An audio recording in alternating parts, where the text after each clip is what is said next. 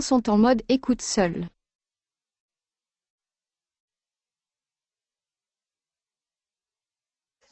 Bonjour et bienvenue à notre webinaire. C'est déjà notre 4e webinaire sur l'occupation du personnel aux Pays-Bas. Nous allons aujourd'hui voir les différences entre l'occupation aux Pays-Bas et l'occupation en Belgique. Donc, le premier webinaire que nous avons vu avec vous était l'obligation pour l'employeur d'établir des fiches 281.10 lorsqu'il occupe du personnel à l'étranger. Donc, a priori, aujourd'hui aussi, si vous occupez du personnel aux Pays-Bas, vous devrez établir pour cette personne une fiche 281.10. Nous avons ensuite vu l'occupation de personnel en Allemagne, et puis en France, et donc aujourd'hui aux Pays-Bas. N'hésitez pas à nous faire savoir si vous souhaitez recevoir les exemplaires des webinaires précédents.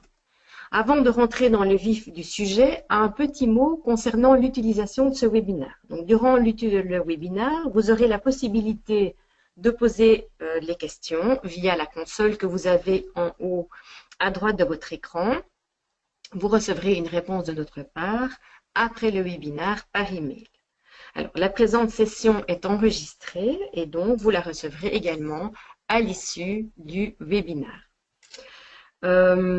Ensuite, au moment où vous quitterez le webinaire, un formulaire d'évaluation vous sera proposé. Nous vous remercions déjà de bien vouloir le compléter. Donc, cela nous permet d'améliorer constamment nos formations. Entrons dans le vif du sujet. Qu'allons-nous voir ensemble aujourd'hui? Tout d'abord, comment démarrer votre activité aux Pays-Bas. Ensuite, nous verrons ensemble comment engager votre premier travailleur. Et puis, nous verrons la sécurité sociale et la fiscalité très brièvement aux Pays-Bas. Nous parlerons ensuite de quelques absences. Nous parlerons du package salarial. Qu'est-ce qu'il convient d'offrir à votre travailleur pour être attractif en tant qu'employeur?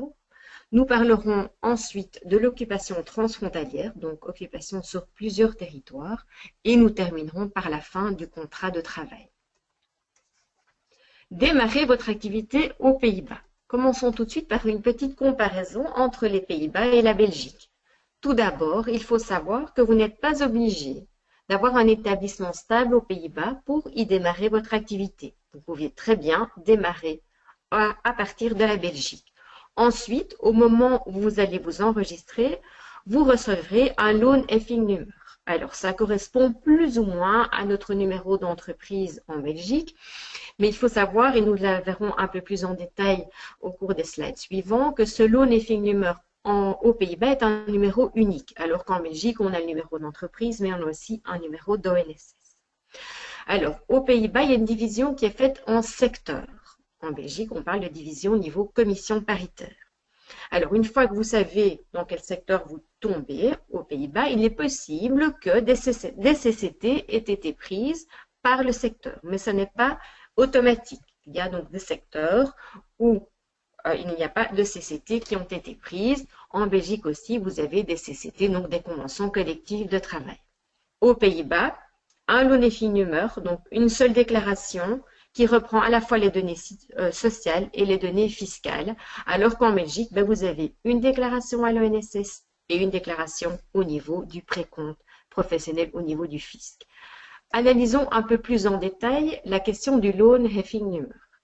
Donc, c'est le seul numéro que vous allez recevoir aux Pays-Bas. C'est assez simple en soi. Ça va vous servir au niveau des déclarations mensuelles pour les salaires. Vous allez faire une déclaration unique à la fois pour la sécurité sociale et pour les impôts.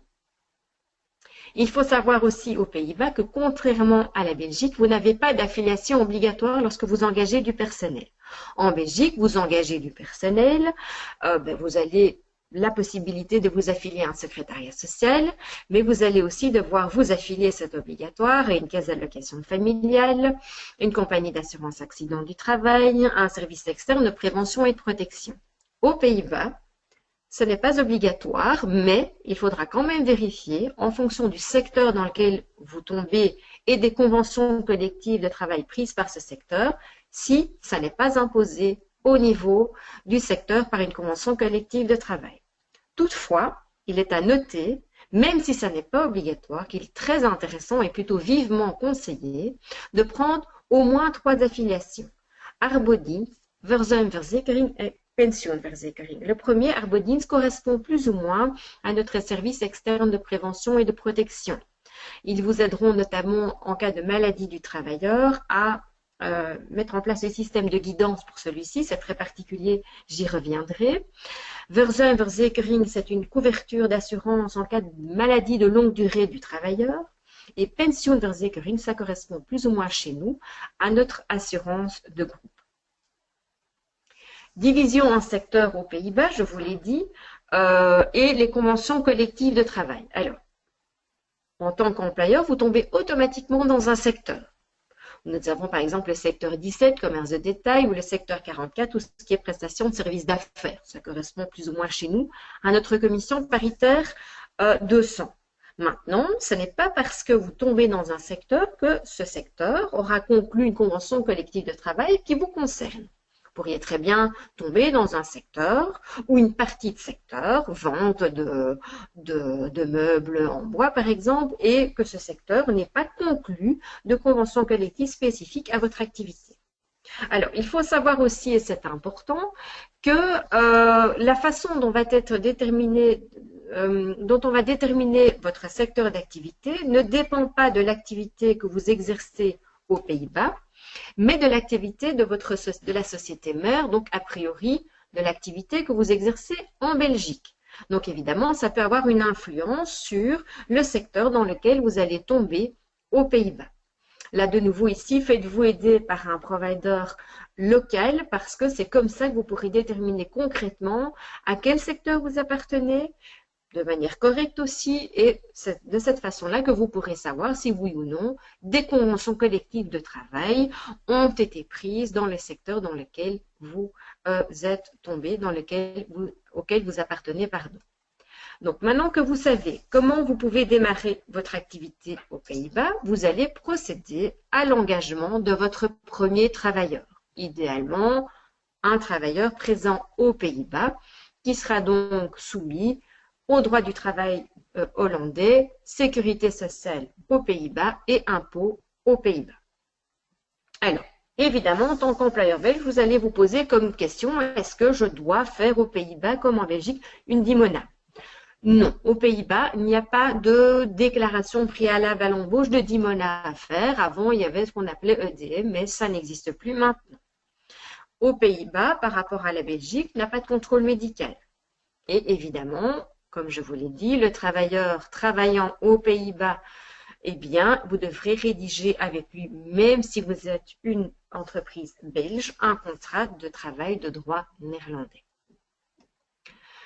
Aux Pays-Bas, comme en Belgique d'ailleurs et dans les autres pays européens, vous avez 2 types de contrats, le contrat de travail à durée indéterminée et le contrat de travail à durée déterminée. Alors, il faut savoir qu'il est de pratique courante aux Pays-Bas de démarrer d'abord avec un contrat de travail à durée déterminée ou plusieurs pendant une période de maximum 2 ans pour ensuite faire un contrat à durée indéterminée ou dire ben non, la mission s'arrête. C'est de pratique assez courante aux Pays-Bas, mais ce n'est évidemment pas obligatoire. Il faut savoir aussi aux Pays-Bas qu'il existe certains contrats de travail spéciaux dans certains secteurs, notamment dans le secteur du commerce, dans le secteur de l'ORECA, vous avez ce qu'on appelle les null-uur-contracts, c'est cette forme de contrat de travail à l'appel. On n'a pas de durée de travail prévue au niveau du contrat, mais on a urgemment besoin de quelqu'un parce qu'on a un surcroît de travail. On fait cette forme de contrat. Ou bien, dans le commerce, vous avez aussi ce qu'on appelle les min-max contracts. C'est les contrats où on prévoit une durée de travail modulable, en fait, entre 30 heures, minimum 30 heures et maximum 36 heures. Ben donc, vous l'aurez compris comme moi, pas beaucoup de travail, les gens vont faire 30 heures. Plus de travail, les travailleurs vont faire 36 heures. Donc, c'est flexible pour vous comme employeur et ça va vous permettre de moduler les horaires de travail en fonction de votre activité, de vos pics d'activité. Tout naturellement, vous venez à vous demander, tiens, si je conclus un contrat à durée déterminée lorsque j'ai engagé mon travailleur, est-ce que je vais pouvoir en faire plusieurs, comme c'est le cas en Belgique? La réponse est oui. Alors, brièvement, rappel des règles belges, maximum 4 contrats, donc 3 renouvellements possibles, d'une durée de minimum 3 mois, sur une période de maximum 2 ans avec un contrat écrit. Eh bien, aux Pays-Bas aussi. C'est quoi? Maximum 3 contrats, donc 2 renouvellements possibles, contre 3 en Belgique et maximum 4 contrats, pas de durée minimum. Donc, vous pourrez très bien faire un contrat d'1 mois et puis en faire un autre directement après. Également sur une période de 2 ans. Également faire un contrat écrit. Attention, particularité aux Pays-Bas, c'est la notification. Donc, c'est-à-dire qu'en tant qu'employeur, quand vous faites un contrat à durée déterminée avec votre travailleur, vous avez l'obligation d'avertir celui-ci, et ce 1 mois avant la fin du contrat, de lui dire si vous allez prolonger ou pas son contrat.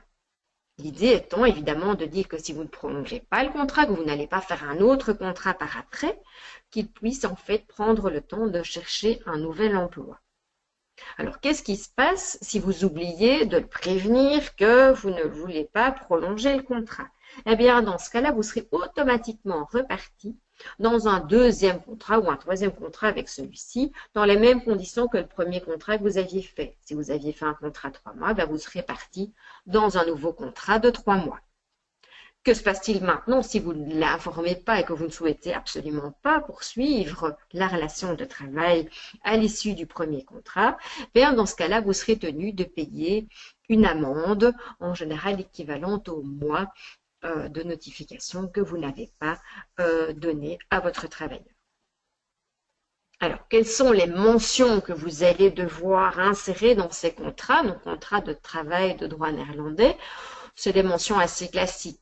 Les parties, c'est assez logique. Le lieu où va être occupé le travailleur, la date de début, date de fin si c'est un CDD, le salaire de base, la fonction et l'horaire de travail, ainsi que les règles propres à l'entreprise. Ce contrat doit être signé au plus tard le jour de l'engagement.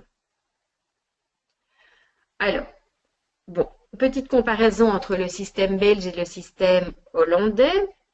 Vous vous dites, tiens, en Belgique, plus de période d'essai, qu'en est-il au niveau des Pays-Bas? Période d'essai toujours possible, pas très longue comme vous le voyez. Si le CDD est de minimum 1 an, ben, vous pouvez mettre 1 mois. Si c'est moins, pas de période d'essai. CDI, 2 mois de période d'essai possible. En Belgique, on va parler d'ouvriers, d'employés. Ben, aux Pays-Bas, on parle de travailleurs. En Belgique, 38 heures semaine. Aux Pays-Bas, 40. Des jours de repos compensatoires sont possibles dans les 2 pays. Autre différence importante, en cas de travail à temps partiel. En Belgique, vous avez l'obligation, même s'il y a des dérogations, que ce soit minimum le tiers d'un temps plein. Il n'y a pas de minimum aux Pays-Bas. Ce qui m'amène maintenant à vous parler du troisième point. On a vu, vous engagez votre travailleur, il est soumis à la sécurité sociale des Pays-Bas puisque c'est là qu'il travaille. C'est aussi là qu'il va payer ses impôts puisqu'il travaille aux Pays-Bas. Comment est-ce que ça se passe aux Pays-Bas au niveau de la sécurité sociale, mais aussi au niveau de la fiscalité? Petite comparaison à nouveau. Vous connaissez en Belgique 13,07 sur le salaire brut, quel que soit celui-ci. Employeur plus ou moins 32% de cotisation.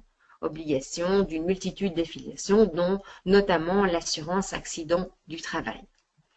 Aux Pays-Bas, au niveau sécurité sociale, il faut savoir que ça va être plafonné. Donc, à un moment donné, peu importe le salaire qui est gagné, on va être aux alentours de 680 € par mois. Ce montant comprenant en fait à la fois la partie sociale et la partie fiscale. C'est-à-dire que le travailleur qui va voir son bulletin de paye va avoir la mention LH, donc low living sur son bulletin de paye, et il n'y aura pas de répartition entre la partie sociale et la partie fiscale. Donc, bulletin de paye assez simple et facile à lire. Les cotisations au niveau pour l'employeur coûtent plus ou moins 20% à l'entreprise. L'assurance accident du travail ne sera obligatoire que pour certains métiers. Et évidemment, il est possible que vous ayez pris des assurances particulières. On l'a vu, certaines sont obligatoires de par la CCT du secteur, d'autres sont vivement conseillées. Arbodienst, Verzekering, Pensioenverzekering. Alors, en Belgique, comment ça se passe au niveau des déclarations? On fait une déclaration trimestrielle à la sécurité sociale d'une part et au fisc d'autre part. On établit également chaque année la fiche 281.10 et un compte individuel. Attention qu'ici, firme belge, vous occupez un travailleur hollandais aux Pays-Bas, vous devrez aussi faire une fiche 281.10 pour lui pour justifier vos frais personnels dans votre comptabilité. Aux Pays-Bas, c'est facile. Un seul montant versé mensuellement au fisc qui comprend la partie sociale et la partie fiscale et une fois par an un jaar optional. Maintenant, parlons de quelques absences. Il est clair que nous n'allons pas détailler l'ensemble des absences possibles, mais nous avons pris quelques points fréquemment, qui sont fréquents et pour lesquels il y a des différences essentielles avec la Belgique. Le premier point, ça existe partout, ce sont les jours fériés. Aux Pays-Bas, il y a moins de jours fériés qu'en Belgique. Il faut savoir aussi, c'est important, que si un jour férié tombe un week-end ou un jour d'inactivité, il ne va pas être remplacé par un autre jour férié, par un autre jour. Donc, ce qui tombe un jour d'inactivité est perdu. Donc, comme en Belgique, vous avez le 1er janvier. Alors, en Belgique, on a le lundi de Pâques. Aux Pays-Bas, vous avez le premier jour et le deuxième jour de Pâques, en fait le dimanche et le lundi. Donc le dimanche, si on ne travaille pas le dimanche, ben, c'est de toute façon perdu. Fête du travail en Belgique le 1er mai, il n'y a pas ça aux Pays-Bas. Ascension, 25 mai, il n'y a pas ça aux Pays-Bas. Lundi de Pentecôte, eh bien aux Pays-Bas, on va avoir le premier jour et le deuxième jour de Pentecôte, donc le dimanche et le lundi. Vous avez la fête nationale en Belgique, aux Pays-Bas, c'est le jour du roi, donc correspond normalement à la naissance du roi. Avant, c'était le jour de la reine, depuis que c'est un roi, c'est le jour du roi. L'Assomption, le 15 août, donc je me suis trompée, donc l'Ascension, c'est le 25 du 5, c'est un jour férié aux Pays-Bas. Vous n'avez pas la Toussaint, vous n'avez pas l'armistice non plus, et vous avez le 25 décembre, premier et deuxième jour de Noël. Là, c'est le 25 décembre et le 26 décembre. Et puis, vous avez un jour libre qui est le 5 mai, qui peut se prendre une fois tous les 5 ans pour les années qui sont un multiple de 5. Alors, au niveau des congés légaux, comment est-ce que ça se passe aux Pays-Bas? Eh bien, comme en Belgique, c'est droit à 4 semaines pendant lesquelles le travailleur continue à recevoir son salaire. Le droit aux vacances en Belgique s'acquiert, je ne vous apprends rien, sur base des prestations de l'année qui précède. Aux Pays-Bas, c'est sur base des prestations de l'année en cours, au fur et à mesure des prestations. Alors, comme en Belgique, vous avez aux Pays-Bas un double pécule de vacances, donc c'est-à-dire l'argent de poche pour venir suppléer aux dépenses supplémentaires du travailleur durant ses vacances. En Belgique, c'est 92% du salaire brut mensuel, normalement du mois au cours duquel les vacances sont prises. Aux Pays-Bas, c'est 8% du salaire annuel. En fait, si on ramène tout ça avec le salaire brut mensuel, ça correspond à 96% du salaire brut mensuel. En Belgique, en cas de sortie, on va fournir une attestation de vacances. Ce ne sera pas le cas aux Pays-Bas. Les petits chômages, oui, c'est quelque chose qui existe aussi aux Pays-Bas, mais attention uniquement au niveau du secteur et si le secteur a pris une convention collective de travail qui parle du jour en question, quelle est l'absence qui est visée et quel est le nombre de jours qui est lié. On a les bijzonderverlof qui correspondent plus ou moins chez nous à la mariage-naissance. On a les calamiteitenverlof qui correspondent plus ou moins chez nous aux jours pour raison impérieuse. Aux Pays-Bas, si c'est prévu, en général, ces jours sont payés.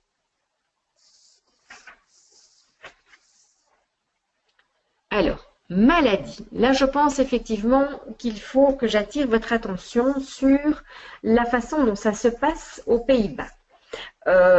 Donc en Belgique, hein, vous savez, le travailleur doit vous avertir qu'il est malade. Bien souvent, votre règlement de travail où vous le demandez prévoit la remise d'un certificat médical.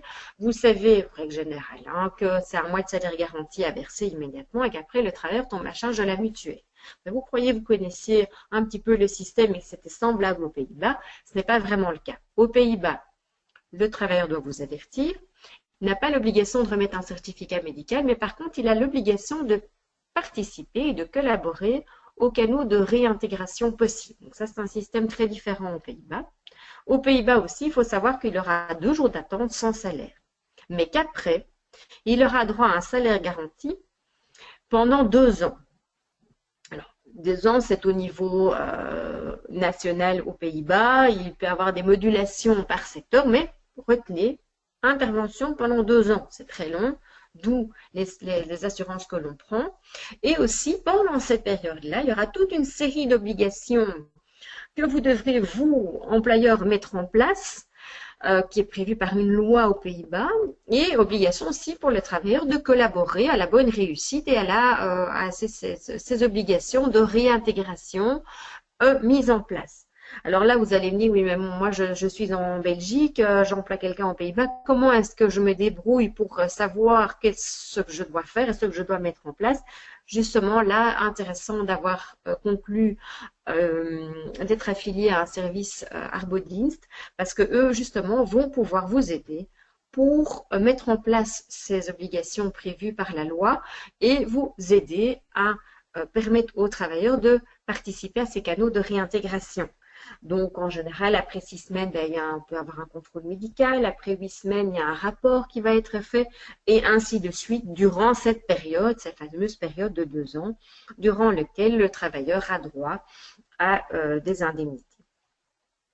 Donc, très différent de la Belgique. Faites-vous conseiller, faites-vous aider parce qu'il est évidemment difficile de savoir comment ça fonctionne si vous n'avez pas des experts qui vous conseillent en la matière. Voilà, j'ai fini de parler des absences. Maintenant, je vais parler du package salarial. Comment faire pour vous, en tant qu'employeur, pour être attractif? Vous engagez quelqu'un, mais comment ça va se passer? Alors, il faut savoir qu'aux Pays-Bas, par exemple par rapport à la Belgique, il n'y a pas de prime de fin d'année. Vous voyez, en Belgique, on paye en 13,92 fois. Aux Pays-Bas, en 12,96. Pourquoi 96? Les 8% du salaire annuel correspondent à 96% du salaire mensuel. Donc, il y a 12 fois plus le pécule, le double pécule. Alors, en Belgique, souvent, on donne des chèques repas. Aux Pays-Bas, ça n'existe pas. Donc, si vous les donnez, ça ne va pas vous coûter moins cher. Donc, ça n'a aucune espèce d'intérêt puisque ça va juste engendrer des formalités supplémentaires. Vous pourriez très bien donner une voiture de société, mais faites attention aux Pays-Bas. Ça coûte beaucoup plus cher qu'en Belgique. Si votre voiture n'est pas avec un taux d'émission de CO2 faible, ça peut vous coûter entre 21, donc l'avantage qu'on va devoir calculer va être calculé sur 21 ou 25% de la valeur du véhicule tel que déterminé aux Pays-Bas. Donc en général, ou c'est pas donné, ou bien ce sont des toutes petites voitures avec taux d'émission de CO2 très faible. Alors, aux Pays-Bas, même si c'est une grande mode en Belgique alors qu'il faut l'utiliser de façon modérée, pas de frais de représentation sous peine de sanctions assez importantes. Pas de frais forfaitaires parce que ça recoupe les frais de représentation. Assurance de groupe, vous pouvez proposer un règlement de pension. Et au niveau des indemnités de domicile et de travail, il n'y a pas d'obligation, mais vous pouvez fournir une indemnité de voyage à votre travailleur, 19 cents par kilomètre maximum. Alors, que se passe-t-il maintenant en cas d'occupation transfrontalière? Donc, on vise ici le cas d'un travailleur occupé sur plusieurs territoires. Il se pourrait aussi que vous, société belge, ayez choisi d'engager un travailleur belge qui va travailler partiellement chez vous et partiellement aux Pays-Bas. Comment est-ce que ça va se passer au niveau de la sécurité sociale et au niveau de la fiscalité? Bien, au niveau social, la règle de base, c'est on applique toujours la sécurité sociale dans le pays dans lequel on travaille. Donc, si votre travailleur travaille par contre 100% aux Pays-Bas, sécurité sociale aux Pays-Bas. Si maintenant le travailleur est occupé en Belgique et aux Pays-Bas, comment allez-vous savoir ce que vous allez faire au niveau de la sécurité sociale? Pas de split ici, on n'applique jamais qu'une seule sécurité sociale. Et grosso modo, pour faire bref, on appliquera la sécurité sociale du pays de résidence si le travailleur reste dans son pays de résidence au moins 25%. Exception au principe de la sécurité sociale du pays du travail, c'est le détachement. Prenons un exemple, vous êtes une société belge, vous engagez un travailleur belge. Et puis, un jour, vous ouvrez une activité aux Pays-Bas et vous décidez d'envoyer un peu votre travailleur en éclaireur aux Pays-Bas, eh bien, vous allez pouvoir le détacher aux Pays-Bas. Et donc, de ce fait-là, alors qu'il travaille aux Pays-Bas, il restera assujetti à la sécurité sociale belge. Donc, pas de SPID au niveau sécurité sociale, je le rappelle. Au niveau fiscal, en principe, il faut analyser les conventions préventives de la double imposition, donc CPDI. Le principe est le même, en fait, qu'au niveau social. On est taxé dans le pays dans lequel on travaille. Donc, un travailleur hollandais qui travaille aux Pays-Bas, sécurité sociale Pays-Bas, taxation aux Pays-Bas. Que se passe-t-il maintenant si vous engagez un Belge qui va travailler en Belgique et aux Pays-Bas? En principe, s'il travaille sur 2 États, il sera taxé respectivement en Belgique et aux Pays-Bas. Ça, c'est le principe. À tout principe, il y a des exceptions. L'exception, c'est la règle des 183 jours. Si le travailleur belge, prenons la Belgique, qui réside en Belgique, va travailler aux Pays-Bas, mais qu'aux Pays-Bas, il passe moins de 183 jours, et qu'aux Pays-Bas, il n'y a pas d'employeur, et qu'aux Pays-Bas, il n'y a pas d'établissement stable qui prend en charge la rémunération, il faut voir les 3 éléments, alors il sera uniquement taxé en Belgique, même s'il travaille en Belgique et aux Pays-Bas. Je vous donne un exemple. Monsieur Van Pieperzel est engagé par la société Toubon, il habite en Belgique, il y vit avec sa famille. Contractuellement, son contrat prévoit qu'il travaille 30% en Belgique et 70% aux Pays-Bas. Il débute ses activités le 1er janvier. Sécurité sociale belge. Fiscalité, il va passer plus de 183 jours aux Pays-Bas. Il va être imposé en Belgique et aux Pays-Bas. Voilà. L'occupation transfrontière, c'était vraiment vous donner 2-3 mots. N'hésitez pas à revenir vers nous si vous aviez des questions en la matière. Ce qui m'amène déjà à vous parler de notre dernier point de ce webinaire du jour et de parler avec vous de la fin du contrat de travail. Alors, au niveau du contrat de travail, bon, les principes assez simples, préavis de 1 mois, que ce soit un licenciement ou une démission. Prise de cours de ce préavis, le 1er jour du mois qui suit la notification du licenciement, comme c'était le cas en Belgique avant la réforme. Ça, c'est le principe de base. Vous voyez que ce n'est pas énorme. 1 mois, c'est vite fini. Si on a un contrat à durée déterminée, le principe, on y va jusqu'au terme. Et si on rompt avant le terme, il faut à la fois respecter un délai de préavis, mais également aussi respecter des formalités. Attention, aux Pays-Bas, bon, vous avez vu comme moi que le délai de préavis est très faible. Le corollaire de tout ça, c'est qu'il y a des procédures à respecter qui sont assez contraignantes. Donc là aussi, oubliez vos réflexes belges. Vous voulez mettre fin à un contrat, faites-vous d'abord conseiller, montez votre dossier avant d'agir, sous peine d'avoir de graves ennuis et en tout cas de devoir aller devant les cours et tribunaux avec votre travailleur. Alors, en effet, vous le voyez ici, si vous souhaitez mettre fin au contrat à durée indéterminée et si vous voulez aussi mettre fin au contrat à durée déterminée avant le terme, vous devrez le faire, vous devez aux Pays-Bas demander l'autorisation de l'UEW et obtenir ce qu'on appelle un permis de licencier. Forcément, vous l'aurez compris comme moi, si vous arrivez avec un dossier vide auprès de l'UWV, vous n'aurez pas l'autorisation de licencier votre travailleur. Vous pouvez aussi penser à une fin de commun accord de votre contrat avec votre travailleur.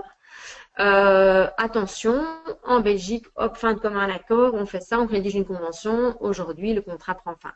En Hollande, si vous voulez mettre fin au contrat, il y a aussi 1 mois de préavis à prester. Donc, voilà, attention aux Pays-Bas, demandez l'autorisation avant de licencier le travailleur, donc veillez à vous faire conseiller pour avoir un dossier en béton pour éviter les soucis par la suite. Alors, que devez-vous payer au moment de la fin du contrat? Les jours de congé non pris. Éventuellement, pour les travailleurs qui étaient en service depuis au moins 2 ans, une indemnité appelée indemnité de transition. Alors, contrairement à la Belgique, aucun document spécifique ne doit être remis en cas de sortie. Voilà. Nous arrivons déjà à la fin de ce webinaire. Je vous remercie de votre attention et vous invite à compléter, donc, au moment où vous fermerez ce webinaire, le